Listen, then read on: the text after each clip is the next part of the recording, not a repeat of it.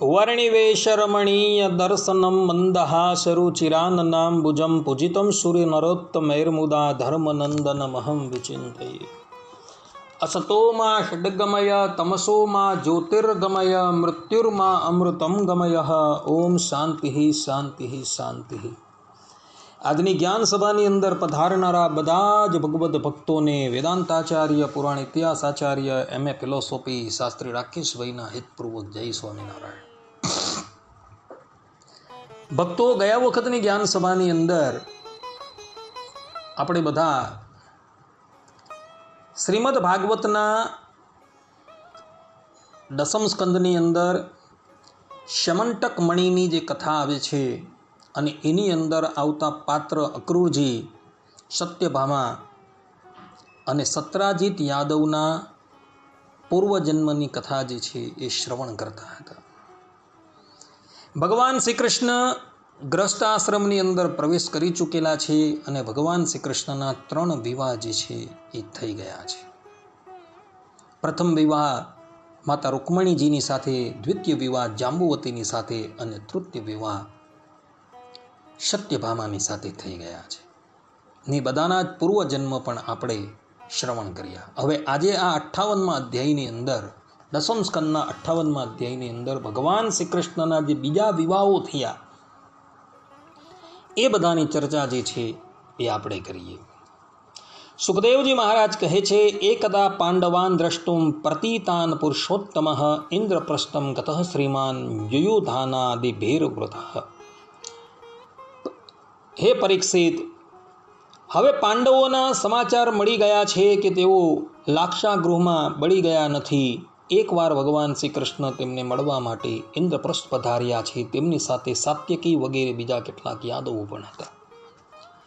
દુર્યોધન આદિક ધૃતરાષ્ટ્રના પુત્રોએ પાંડવોને ષડયંત્ર કરી લાક્ષાગૃહની અંદર બળી નાખવા માટે ષડયંત્ર કરેલું હતું, પરંતુ પાંડવો જે છે એ વિદુરજીની ચતુરાઈથી એ લાક્ષાગૃહમાંથી આબાદ રીતે બહાર નીકળી જાય છે અને પછી કેટલાય વર્ષો પર્યંત એ લોકો વનની અંદર તથા એક ચક્રા નગરીની અંદર પોતાનું જીવન વ્યતીત કરતા હોય છે। પરંતુ જ્યારે સ્વયંવરની અંદર દ્રૌપદીજીને એમણે જીતી લીધા, અર્થાત કે 5 પાંડવોએ દ્રૌપદીજીનું પાણી ગ્રહણ કર્યું અને એ લોકો જ્યારે હસ્તિનાપુર આવ્યા ત્યારે ધૃતરાષ્ટ્ર ઇત્યાદિક કૌરવોના મુખ જે છે એ શ્યામળા થઈ ગયા હતા। ગંગાપુત્ર ભીષ્મ, આચાર્ય દ્રોણ, આચાર્ય કૃપ અને વિદુરજીના કહેવાથી ધૃતરાષ્ટ્ર જે છે એ હસ્તિનાપુરના 2 ભાગમાં વિભાજન કરી દે છે અને હસ્તિનાપુરનો બીજો ભાગ જે છે એ એવો પાંડવોને પધરાવે છે અને પાંડવો જે છે પોતાની મહેનતથી એ ઉજ્જળ પ્રદેશને, એ વન્ય પ્રદેશને એક સુંદર મજાના નગરની અંદર પરિણિત કરી દે છે, જે નગરનું નામ હતું ઇન્દ્રપ્રસ્થ, જે વર્તમાનમાં દિલ્હી તરીકે ઓળખાય છે। ભગવાન શ્રી કૃષ્ણ સાત્યકી, જેનું એક નામ છે યુયુધાન, એ બધા પાંડવોને મળવા માટે ઇન્દ્રપ્રસ્થ જાય છે। પાંડવોએ જોયું કે અમારા આરાધ્ય દેવ ભગવાન શ્રી કૃષ્ણ અમને મળવા માટે આવેલા છે। એવો સામૈયું લઈને ભગવાનની આગવાની કરે છે અને પ્રેમપૂર્વક ભગવાનને પોતાના મહેલમાં પધરાવે છે। ભગવાન શ્રી કૃષ્ણ કુંતાજીના ચરણ સ્પર્શ કરે છે, યુધિષ્ઠિર મહારાજના ચરણ સ્પર્શ કરે છે, ભીમસેન ભાઈના ચરણ સ્પર્શ કરે છે, અર્જુનજીને હૃદય લખાવે છે અને નકુલ અને સહદેવ જે છે એ ભગવાન શ્રી કૃષ્ણના ચરણમાં પડે છે। ભગવાન શ્રી કૃષ્ણ તે પછી ઘણા મહિનાઓ પર્યંત ઇન્દ્રપ્રસ્થની અંદર નિવાસ કરીને રહે છે. એક સમયની વાત છે, શ્રેષ્ઠ વીર અર્જુનજી ગાંડીવ ધનુષ ધારણ કરી પોતાના મિત્ર શ્રી કૃષ્ણને લઈ વનની અંદર આખેટ કરવા માટે જાય છે. વનની અંદર ઘણા પશુ પક્ષીઓનો એવો વધ કરે છે અને ત્યારબાદ ભગવાન શ્રી કૃષ્ણ અને અર્જુનજી વનની અંદર અતિશય શ્રમિત થયા હોવાથી જલપાન કરવા માટે યમુના તટ પર આવે છે.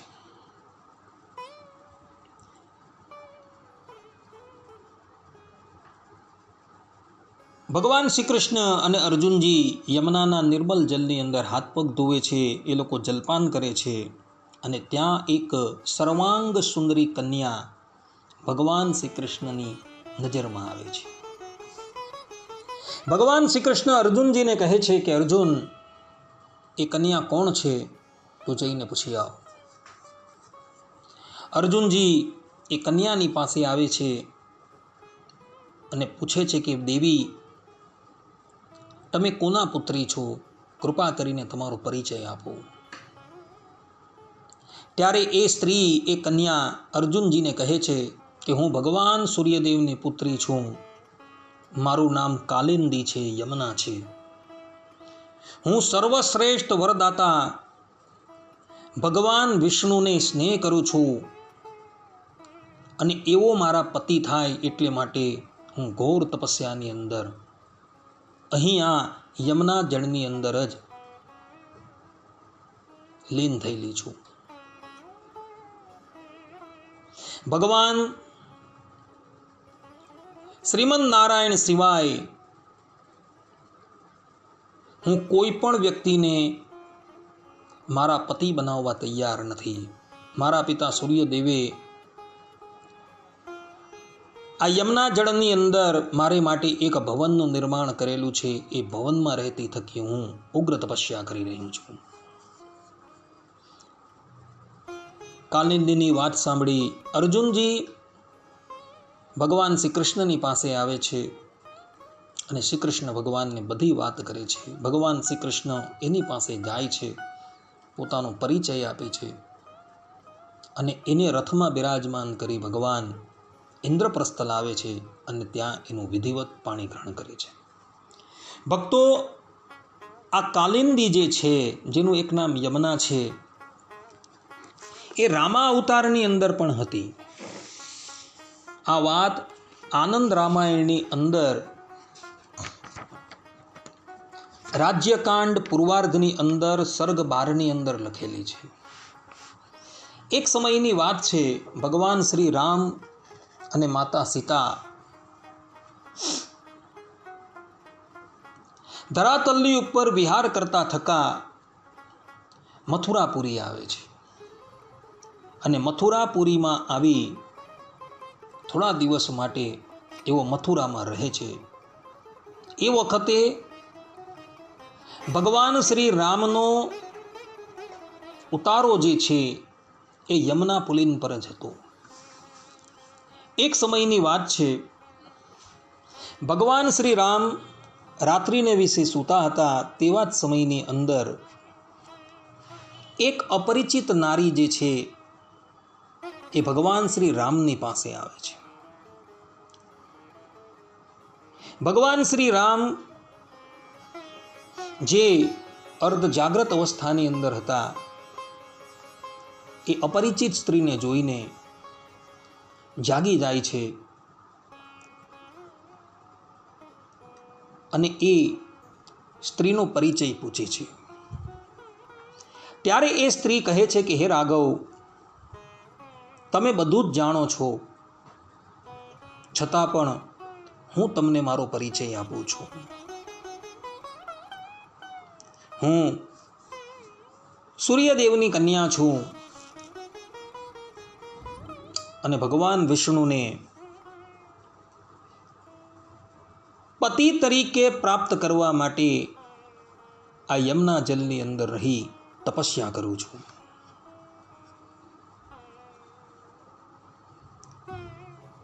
આપ એ સાક્ષાત ભગવાન વિષ્ણુ જ છો, માટે કૃપા કરીને આપ મારું પાણી ગ્રહણ કરો. અપરિચિત સ્ત્રીની વાત સાંભળી ભગવાન શ્રી રામ જે છે એને ધીરજ આપતા કહે છે કે દેવી, અત્યારે હું રામા અવતારની અંદર એક પત્ની વ્રતનો ધર્મ પાડી રહ્યો છું, એટલે અત્યારે હું તમારો અંગીકાર ન કરીશ. ભગવાન શ્રી રામની વાત સાંભળી પેલી સ્ત્રી જે હતી એ મૂર્છા ખાઈને ધરી પડે છે. ભગવાન શ્રી રામ એને પોતાના કૃપા કટાક્ષથી જાગ્રત અવસ્થામાં લાવે છે અને એને સાંત્વના આપતા કહે છે કે હે કાલિંદી, તું હમણાં આ યમુનાના ધરામાં રહી થોડો કાળ પર્યંત તપસ્યા કર. હવે પછીના દ્વાપર યુગની અંદર હું કૃષ્ણ અવતાર ધારણ કરવાનો છું, તો એ કૃષ્ણ અવતારની અંદર હું તારું પાણી જે છે એ ગ્રહણ કરીશ. આ પ્રમાણે સાંત્વના આપી ભગવાન શ્રી રામ કાલિંદીની વિદાય કરે છે અને કાલિંદી યમુનાના જળમાં રહેતા થકા તપસ્યા પરાયણ થઈ જાય છે. રામા અવતાર પછી કૃષ્ણ અવતાર ધારણ કરીને પણ એ જ ભગવાન શ્રી રામ આવેલા હતા અને પોતાનું વચન સત્ય કરવા માટે શ્રી કૃષ્ણ ભગવાન જે છે એ યમુના પુલિન પર જાય છે અને ત્યાં રહેલી કાલિંદીને પોતાની પાસે બોલાવે છે અને ભગવાન શ્રી કૃષ્ણ એનું પાણી ગ્રહણ કરે છે. આ પ્રમાણેની કથા જે છે એ આનંદ રામાયણની અંદર ભક્તો જોવા મળે છે. ભગવાન શ્રી કૃષ્ણના આ ચતુર્થ વિવાહ થયા છે. ભગવાન શ્રી કૃષ્ણ ઘણા મહિનાઓ પર્યંત ઇન્દ્રપ્રસ્થની અંદર નિવાસ કરીને રહેતા હોય છે. ઇન્દ્રપ્રસ્થનું નિર્માણ જે પાંડવોએ કર્યું એની અંદર પણ ભગવાન શ્રી કૃષ્ણએ પાંડવોની ઘણી સહાયતા કરેલી હતી. આ વાત મહાભારતના આદિ પર્વની અંદર લખેલી છે. ભગવાન શ્રી કૃષ્ણએ અને અર્જુનજીએ સમસ્ત ખાંડવ વનને બાળીને અગ્નિદેવને તૃપ્ત કરેલા હતા. અને ત્યારબાદ ભગવાન શ્રી કૃષ્ણએ વિશ્વકર્માને બોલાવી પાંડવોને માટે એક દિવ્ય નગરનું નિર્માણ કરાવેલું હતું. આ પ્રમાણે ઘણા મહિના પર્યંત ભગવાન શ્રી કૃષ્ણ ઇન્દ્રપ્રસ્થની અંદર રહે છે અને ત્યારબાદ ભગવાન શ્રી કૃષ્ણ પુનઃ દ્વારકા નગરી આવી જાય છે. તે પછી ભગવાન શ્રી કૃષ્ણ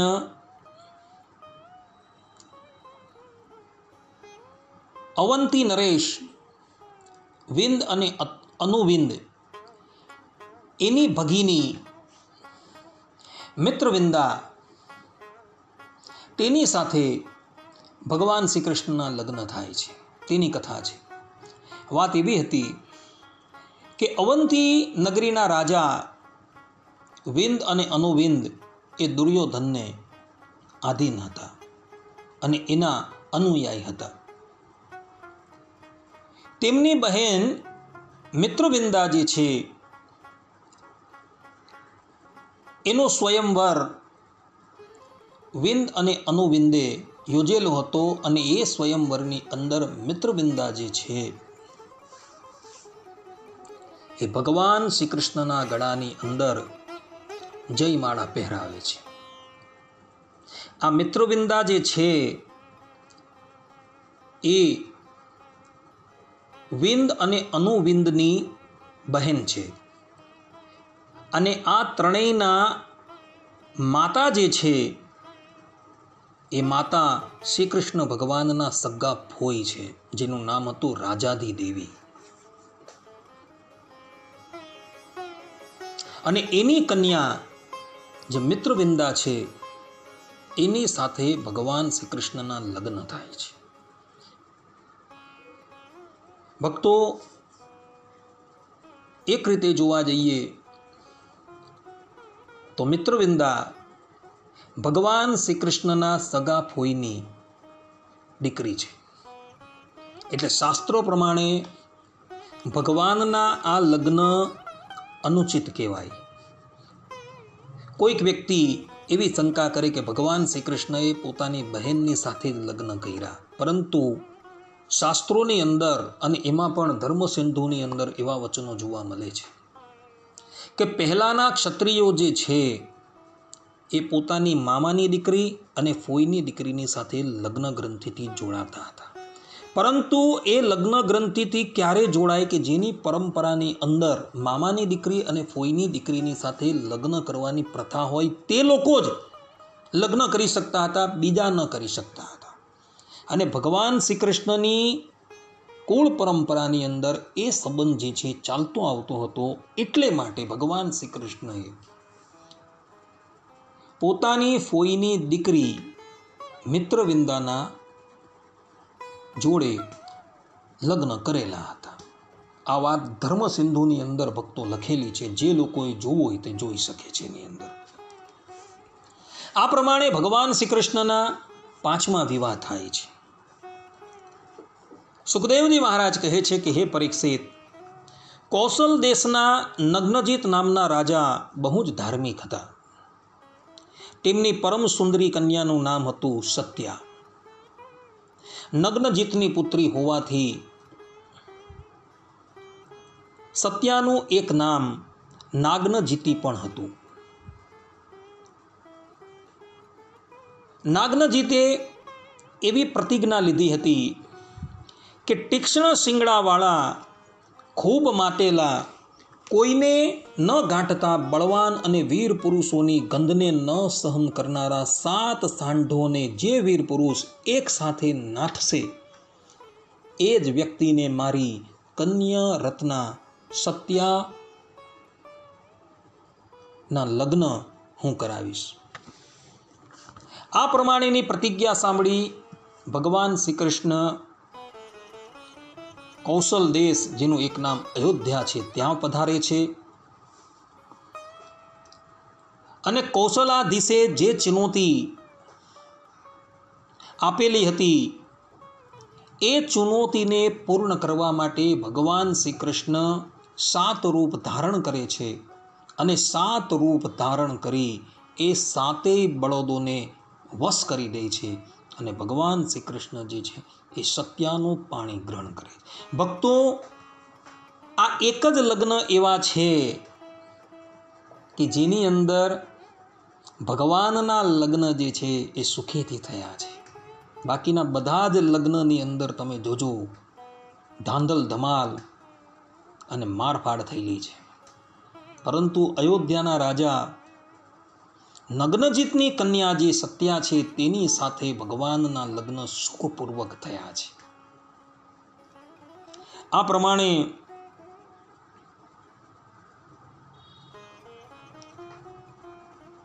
ભગવાન શ્રી કૃષ્ણએ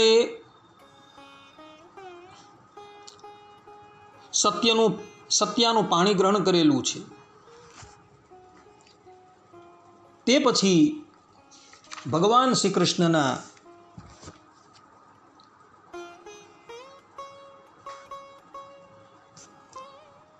બીજા એક લગ્ન થાય છે. અને એ લગ્ન પણ જે છે એ લગ્ન ભગવાન શ્રી કૃષ્ણની જે ફોઈ, જેનું એક નામ છે શ્રુતકીર્તિ, જેના લગ્ન કૈકેયી દેશની અંદર થયા હતા. કૈકેયી રાજે એનું પાણી ગ્રહણ કરેલું હતું અને એના થકી એક ભદ્રા નામની કન્યા પ્રગટ થયેલી હતી. અને એ ભદ્રાના લગ્ન જે છે એ ભગવાન શ્રી કૃષ્ણની સાથે થયા હતા. ભદ્રાના ભાઈ સંતર્દન હતા એ સામો ચાલીને ભગવાન શ્રી કૃષ્ણને પોતાની બહેન જે છે તેના લગ્ન કરાવે છે.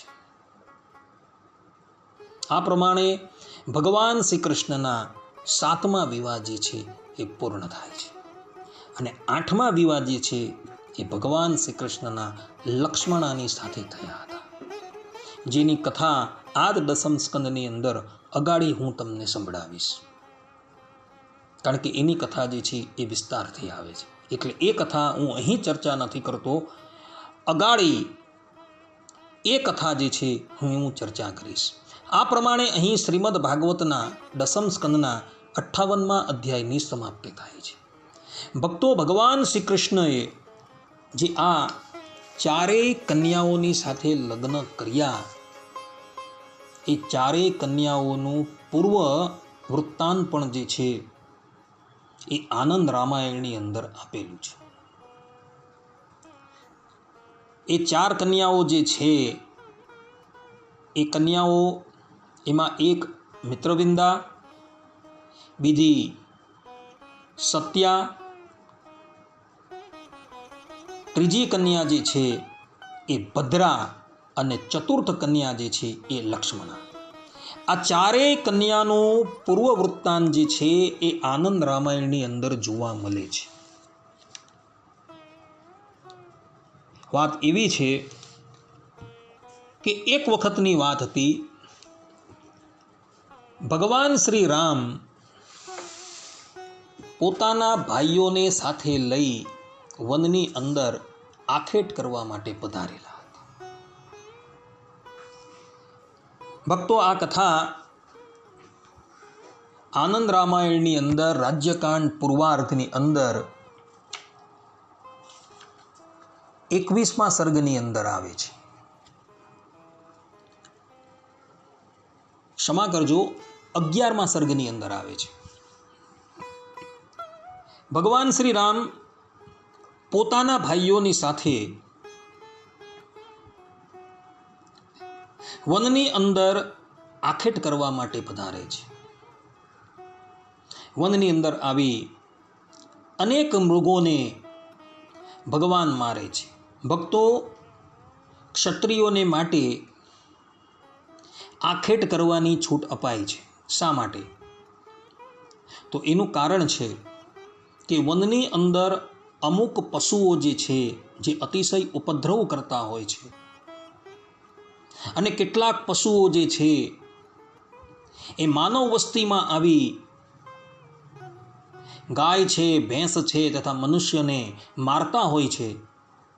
તો એનો સંહાર કરવા માટે શાસ્ત્રોકારોએ રાજાને છૂટ આપેલી છે કે તમારે જઈને એવા પશુઓને મારવા, જેથી કરીને એ લોકો અન્ય પ્રાણીઓને નુકસાન ન પહોંચાડી શકે. આ પ્રમાણેની વાત ધર્મશાસ્ત્રોની અંદર જોવા મળે છે. ભગવાન શ્રી રામ વનની અંદર આખેટ કરવા માટે પધારેલા છે. રામના બાણથી જે પણ કોઈક વ્યક્તિ મૃત્યુ પામે છે એ બધા જ વીર ગતિને પામે છે, અર્થાત કે એ લોકો ભગવત ધામની અંદર જાય છે. આ વાત રામાયણની અંદર ઉત્તરકાંડની અંદર પણ લખેલી છે. પ્રસંગ છે કે જ્યારે લંકાનું યુદ્ધ પૂર્ણ થયું ત્યારે ભગવાન શ્રી રામ દેવરાજ ઇન્દ્રને પોતાની પાસે બોલાવે છે અને કહે છે કે તમે અમૃત લઈ આવો અને આ રણ મેદાનની અંદર જેટલા મનુષ્ય તથા રાક્ષસો મૃત્યુ પામેલા છે એ બધાની ઉપર તમે અમૃતનો છંટકાવ કરો, જેથી એ લોકો સજીવન થઈ જાય. અને દેવરાજ ઇન્દ્ર જે છે એ સ્વર્ગમાંથી અમૃત લાવે છે અને મૃત પામેલા બધાની ઉપર એનો છંટકાવ કરે છે. પરંતુ એ બધામાંથી વાનર લોકો જીવિત થઈ જાય છે, પરંતુ રાક્ષસ લોકો જીવિત નથી થતા. એનું કારણ શું? તો એનું કારણ લખતા તુલસીદાસજી કહે છે કે શ્રી રામના બાણથી જે પણ કોઈક લોકો એ રણ મેદાનની અંદર કાળના મુખની અંદર ગયા હતા, એ લોકો તો બધા જ ભગવત ધામની અંદર ચાલ્યા ગયા. કેટલાક રામના બાણથી મૃત્યુ પામ્યા અને કેટલાક શ્રી રામને જોતા જોતા મૃત્યુ પામ્યા. તો એ લોકો બધા જ એ ભગવત ધામની અંદર ગયા છે કે જે ધામની અંદર ગયેલો આ સંસારની અંદર ક્યારેય પણ પુનઃ આવતો નથી. માટે રામના બાણથી જે પણ કોઈક વ્યક્તિ મૃત્યુ પામે છે એ પણ ભગવત ધામની અંદર જ જાય છે. અહીં અનેક પશુઓને ભગવાન શ્રી રામે માર્યા અને બધાને જ પોતાનું સાકેત ધામ ભગવાન શ્રી રામે આપી દીધું હતું. ત્યારબાદ ભગવાન શ્રી રામ જે છે એ વનની અંદર ફરતા ફરતા એક ગુફાની પાસે આવે છે. એ ગુફાનું દ્વાર એક મોટી શિલાથી બંધ હોય છે. ભગવાન શ્રી રામ પોતાના બાણોથી એ શિલાને તોડી નાખે છે અને ગુફાની અંદર પ્રવેશ કરે છે. ગુફાની અંદર આવીને જુએ છે તો એ ગુફાની અંદર 4 કન્યાઓ જે છે એ તપસ્યા કરતી હતી અને એણે એટલી બધી તીવ્ર તપસ્યા કરી હતી કે એની અંદર કેવલ ને કેવલ હવે હાડકાં જ બાકી રહ્યા હતા. રક્ત છે, માંસ છે, મજ્જા છે, એ બધું સમાપ્ત થઈ ગયું હતું. ભગવાન શ્રી રામ 4 રૂપ ધારણ કરી એ 4 કન્યાઓની પાસે પધારે છે અને પોતાની કૃપા દ્રષ્ટિથી ભગવાન શ્રી રામ એને પહેલા એવો જેવી હતી તેવી જ કરી દે છે. એકાએક પોતાની ગુફાની અંદર કોઈ અપરિચિત વ્યક્તિને આવેલો જોઈ એ કન્યા જે છે એ એને કહે છે, અર્થાત ભગવાન શ્રી રામને કહે છે કે તમે કોણ છો અને આ ગુફાની અંદર કેમ આવેલા છો? શું દુંદુભી દૈત્ય એનો ભય તમને નથી લાગતો? ત્યારે ભગવાન શ્રી રામ એને કહે છે કે દુંદુભી દૈત્યને તો બાલીએ મોતને ઘાટ ઉતારી દીધો અને અમે એ બાલીને મોતને ઘાટ ઉતારી ચૂકેલા છીએ. અમે અયોધ્યાના પતિ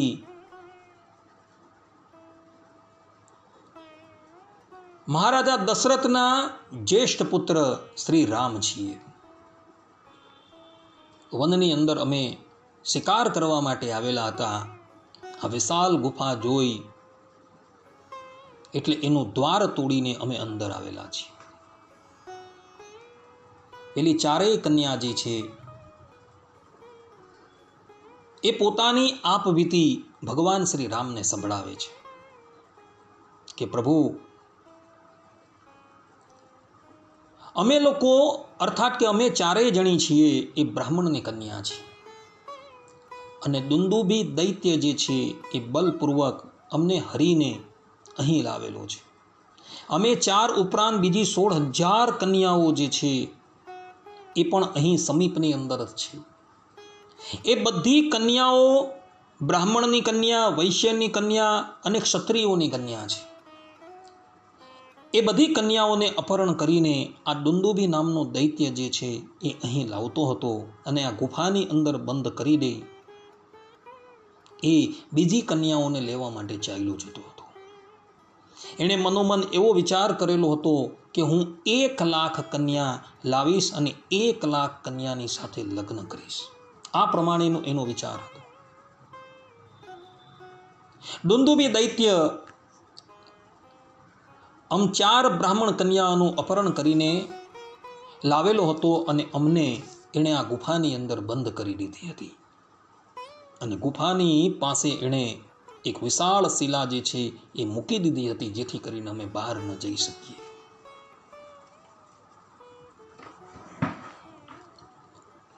દુંદુભી દૈત્ય અમને મૂકીને ગયો. ત્યારબાદ અમે અમારું મન જે છે એ તીવ્ર તપસ્યાની અંદર લગાવેલું છે. અમે મનોમન એવી ઈચ્છા રાખીએ છીએ કે સાક્ષાત ભગવાન વિષ્ણુ જે છે એ જ અમારું પાણી ગ્રહણ કરે. કન્યાઓની વાત સાંભળી ભગવાન શ્રી રામ એ કન્યાઓને કહે છે કે દેવીઓ, તમારી તપસ્યાનું ફલ આપવા માટે હું અહીં પધારેલો છું. હું પોતે સ્વયં વિષ્ણુ જ છું અને અત્યારે ધરાતલની ઉપર મનુષ્ય રૂપ ધારણ કરીને વિચરણ કરી રહ્યો છું. મારું નામ શ્રી રામ છે. કન્યાને ભગવાન શ્રી રામની વાત અનુચિત લાગી એટલે એ ભગવાન શ્રી રામને કહે છે કે જો તમે સાક્ષાત વિષ્ણુ હોવ તો આપ શ્રી અમને અમારા સન્મુખ તમારા એ મૂળ રૂપને પ્રગટ કરો, અર્થાત કે આપ અમને વિષ્ણુ રૂપે દર્શન આપો. કન્યાની વાત સાંભળી ભગવાન શ્રી રામ એ કન્યાને પોતાના વિષ્ણુ રૂપે દર્શન આપે છે. ભગવાનના દર્શન કરી એ ચારેય કન્યાઓ જે છે એ અત્યંત પ્રસન્ન થઈ જાય છે અને ભગવાન શ્રી રામના ચરણમાં પડી જાય છે. ચારેય કન્યાઓ કહે છે કે પ્રભુ, હવે આપ જ અમારું પાણી ગ્રહણ કરો. ભગવાન શ્રી રામ કહે છે કે દેવીઓ, રામા અવતારની અંદર તો હું એક પત્ની વ્રત ધારણ કરીને રહ્યો છું. સીતા સિવાય હું જગતની જેટલી પણ સ્ત્રીઓ છે એ બધી જ સ્ત્રીઓને મારી માતા માનું છું. રામા અવતારની અંદર તો હું તમારું પાણી ગ્રહણ ન કરીશ, પરંતુ હવે પછી જ્યારે કૃષ્ણ અવતાર ધારણ કરીને હું પ્રગટ થઈશ ત્યારે અવશ્ય હું તમારું પાણી જે છે એ ગ્રહણ કરીશ. માટે તમે અહીં થોડો કાળ પર્યંત તપસ્યા પરાયણ રહો અને કાલાંતરની અંદર તમારું જ્યારે મૃત્યુ થશે ત્યારે તમે જે જગ્યાએ જન્મ ધારણ કરશો તે જગ્યાએ આવી હું તમારું પાણી ગ્રહણ કરીશ. આ પ્રમાણેનો આશીર્વાદ આપી ભગવાન શ્રી રામ જે છે એ પોતે ત્યાંથી જતા રહે છે. અને ત્યાર પછી એ ચારેય કન્યા જે છે એ ચારેય કન્યા કાળાંતરે પોતાનો દેહ ત્યાગ કરી દે છે. અને દેહ ત્યાગ કરી એક કન્યા જે છે એ ઉજ્જૈનના અધિપતિ ને ત્યાં પ્રગટ થાય છે. ઉજ્જૈનના અધિપતિની સાથે વસુદેવજીના બહેન રાજાધી દેવીએ લગ્ન કરેલા હતા, તો એના ઘરે મિત્રવિંદાના રૂપની અંદર પેલી બ્રાહ્મણ કન્યા પ્રગટ થાય છે. બીજી કન્યા જે છે એ કૌશલ નરેશને ત્યાં ભદ્રાના રૂપની અંદર, સત્યાના રૂપની અંદર પ્રગટ થાય છે. ત્રીજી કન્યા જે છે એ કૈકેયી દેશની અંદર પ્રગટ થાય છે, જેનું નામ હતું ભદ્રા. અને ચતુર્થ કન્યા જે છે એ લક્ષ્મણાના રૂપની અંદર પ્રગટ થાય છે. અને આ ચારેય કન્યાઓને ભગવાન શ્રી કૃષ્ણ વરે છે. રામા અવતારની અંદર ભગવાન શ્રી કૃષ્ણએ આ ચારેય કન્યાઓને વરદાન આપેલું હતું. એ વરદાન ફલીભૂત કરવા માટે ભગવાન શ્રી કૃષ્ણ જે છે એ આ ચારેય જણાનું પાણી ગ્રહણ કરે છે. અને પાણી ગ્રહણ કરી ભગવાન શ્રી કૃષ્ણ એને દ્વારકા લાવે છે. અને દ્વારકાની અંદર એને પોતાના નિવાસ સ્થાનની અંદર રાખે છે. આ પ્રમાણેની આ ચારેય કન્યાઓની પૂર્વજન્મની જે કથા જે છે એ આનંદ રામાયણની અંદર રાજ્યકાંડ પૂર્વાર્ધ સર્ગ 11ની અંદર આપવામાં આવેલી છે. ભગવાન શ્રી કૃષ્ણ ગ્રહસ્થ આશ્રમની અંદર 8 લગ્ન કરે છે. આ પ્રમાણે ભગવાન શ્રી કૃષ્ણની 8 પટ્ટ મહિષીઓ જે છે એનું વર્ણન શ્રીમદ ભાગવતની અંદર જોવા મળે છે. આ ઉપરાંત પણ ભગવાન શ્રી કૃષ્ણની બીજી પણ 16,100 પત્નીઓ હતી. એના લગ્ન ભગવાન શ્રી કૃષ્ણએ કેવી રીતના કર્યા, કયા સંજોગોની અંદર કર્યા, એ બધી જ વાત શ્રીમદ ભાગવતના 10મ સ્કંદના 59મા અધ્યાયની અંદર આપવામાં આવેલી છે, જેની અંદર ભગવાન શ્રી કૃષ્ણએ ભૌમાસુરનો ઉદ્ધાર કરેલો હતો અને 16,100 કન્યાની સાથે ભગવાને એકી સાથે લગ્ન કરેલા હતા તેની કથા આપવામાં આવેલી છે. આ ઉપરાંત આનંદ રામાયણની અંદર આ 16,100 કન્યા જે છે એ પૂર્વજન્મની અંદર કોણ હતી, દેવી ભાગવતની અંદર તથા પદ્મ પુરાણની અંદર આ 16,100 કન્યાઓ કોણ હતી એનું પૂર્વ વૃત્તાંત પણ બહુ વિસ્તારથી આપવામાં આવેલું છે.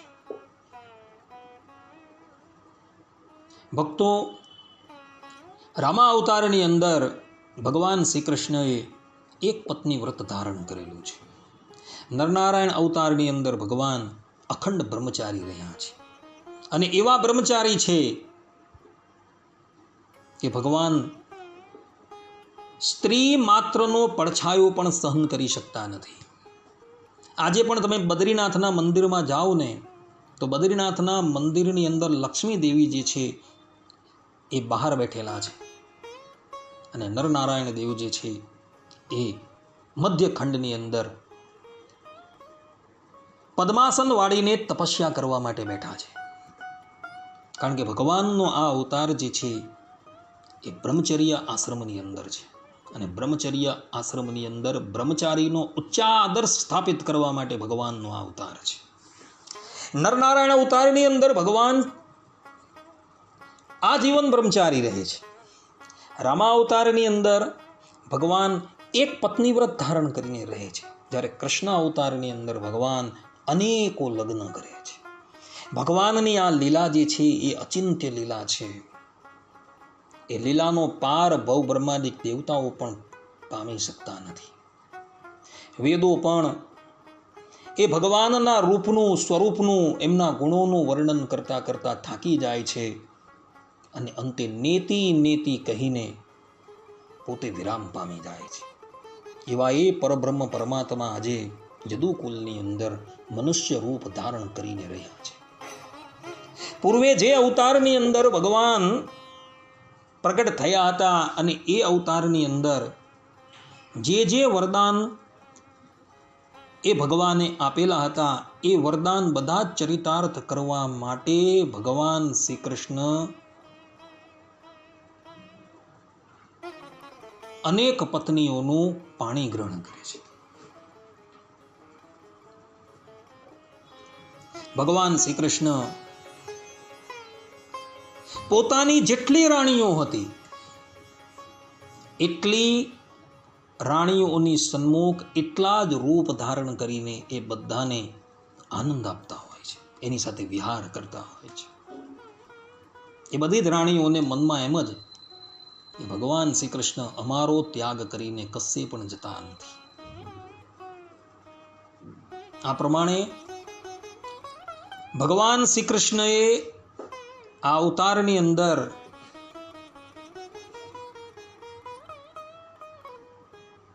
અનેક કન્યાઓની સાથે લગ્ન કરેલા છે.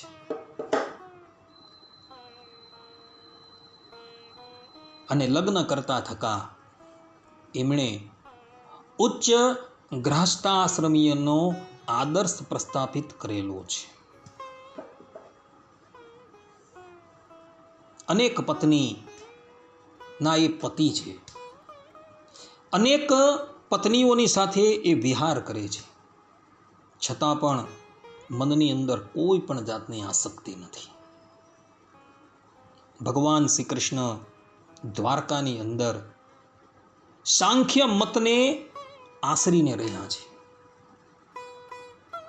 એટલે ભગવાનના મનની અંદર કોઈ પણ જાતનો હર્ષ કે શોક નથી. હર્ષ અને શોક જે છે એ ભગવાનને સ્પર્શ પણ કરી શકતા નથી. આ પ્રમાણેની કથાઓ જે છે એ શ્રીમદ ભાગવતના 10મ સ્કંદની અંદર જોવા મળે છે. સમયનો અભાવ હોવાથી આ કથાને હું અહીં જ વિરામ આપું છું. હવે પછીની કથાની અંદર આપણે 59મા અધ્યાયની અંદર ભૌમાસુરના ત્રાસથી ત્રસ્ત થયેલા દેવતાઓ ભગવાનની પાસે આવે છે અને ભગવાન શ્રી કૃષ્ણ ભૌમાસુરને મારી 16,100 કન્યાનું પાણી ગ્રહણ કરે છે. એ બધી કથા આવશે. એ બધી જ કથા હું હવે પછી તમને સંભળાવીશ. ત્યાં લગીને બધા જ ભગવદ્ ભક્તોને હેતપૂર્વક જય સ્વામિનારાયણ. સર્વે સંતો નિરામયઃ, સર્વે સુખિનો ભવન્તુ, સર્વે ભદ્રાણિ પશ્યન્તુ, મા કશ્ચિત દુઃખ ભાગ ભવેત. અસ્તુ. જય સ્વામિનારાયણ.